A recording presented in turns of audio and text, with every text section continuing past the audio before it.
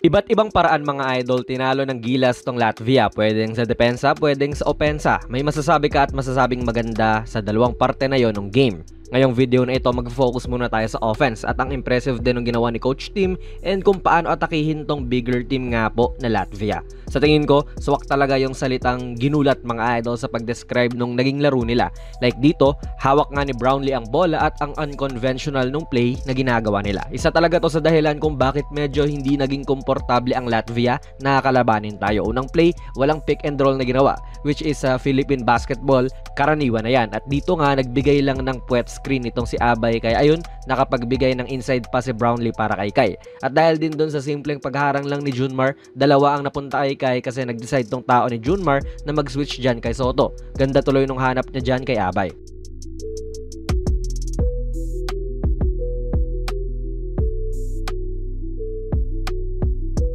And iba rin talaga yung pagiging malaki ni Kai. Legit 7'2 nga kasi siya mga idol, so kahit na hindi siya kalaparan, nako-compensate naman niya ng length niya yung nipis niya.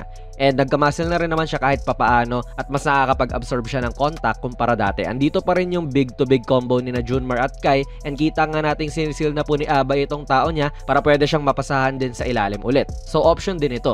Kaya kahit nagaling sa pick and roll yung play mga idol, nagkaka-chance itong si Kai na makapag-create para sa sarili niya or specifically dito kay Junmar. Pero yun nga, mas kaya na nga mag-absorb ni Kai ng contact at dagdag mo pa yung haba niya, wala nang nagawa pa yung kalaban kundi kapita na lang siya.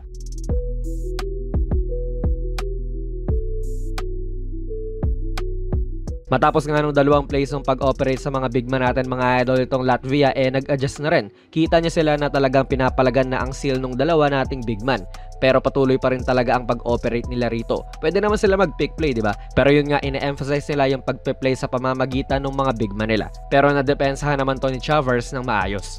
Sa very next play mga idol, ang bilis nag-adjust ng Gilas. So ito yung tipong pinapractice nyo talaga. Ina-overplay na nga ulit nila yan sina Junmar at Kai para hindi sila makatanggap ng bola. At ayun, ginulat na naman, binigla ni Kai at nag-V-cut pa paloob. Di na siya napansin ni Chavez.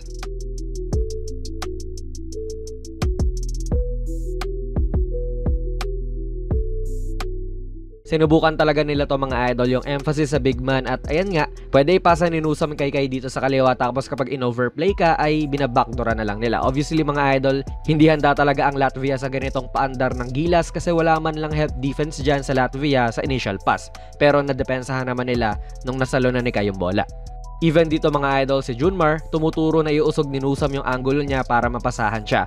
Pero sobrang in-overplay talaga ng Latvia tong kanilang atake kaya hindi siya mapasahan. At ito ganda nung ginawa nila rito na si Kai nag-offer ng pick kay JB. Pero si JB naman, hindi pa yan ginagamit at pinili pa rin na hanapin ang main option nila na ibigay nga sa big man sa ilalim. So ano yung nangyari?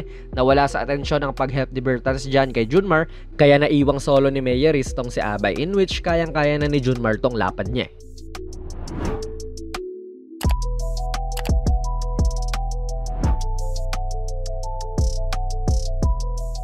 And ito pa sa pamamagitan din syempre ni Justin Brownlee ay umatake rin ang Gilas. Hindi lang puro hanapin yung big syempre. Nag-pick play na nga rin sila ni Junmar mga idol at nahanap pa rin naman ni JB ang big man. Sabay yung Latvia, walang help whatsoever talaga para depensahan ang loob. Feel ko in-underestimate nila yung kakayahan talaga ng mga big man natin eh. Baka iniisip nila na kaya ni Chavez tong si Junmar at ayun, binigyan siya ng chicken wing.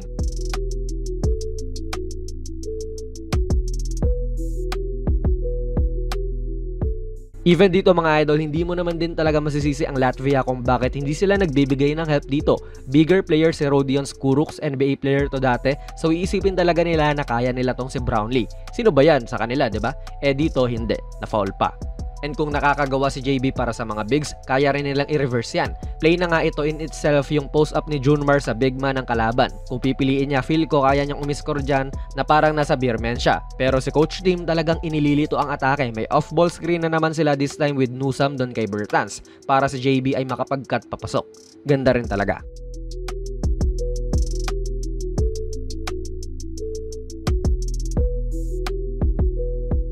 Pasensya na mga idol, bibitinin ko na rito, medyo inaantok na tayo eh. Kahit ako, feel ko rin hindi ito sapat para bigyang hustisya yung Gilas na pinakita ng Gilas kontra sa Latvia. Pero yun nga, nanggagaling ang opensa sa iba't ibang paraan this game.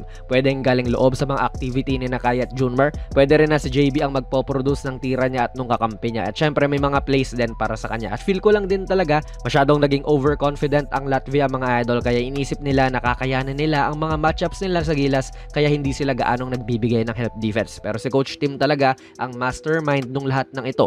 Kung hindi dahil sa ginagawa niyang mga desisyon sa opensa, hindi magiging unpredictable ang atake ng Gilas this game. Dati kasi 'di ba, alam niyo na lagi, drive and kick, puro ganun na lang. At kahit na medyo may takot ng paghabol sa dulo, nauwi pa rin po nila ang panalo. Si Coach Tim hindi makapaniwala, tayo rin mga idol, we are all witnesses din. Try kong gumawa pa ng isang video pagising. Ano po masasabi niyo sa video natin ngayon? Ilagay niyo lang po ang inyong mga komento sa ating comment section sa baba. Plug na rin natin ang ating very first merch mga idol. Ako ang nag-design nitong mala vintage na Kobe shirt, 689 lang yan. At ayan po ang nilalaman kapag bumili ka. PM lang kayo sa ating Facebook page, pwede rin kayong mag-check out sa TikTok shop. Kung nagustuhan nyo po ang ating video ay pipindot na lang idol ng like button, mag-subscribe ka na rin sa ating channel. At ako nga pala si Jonas PB, and as always, hanggang sa muli.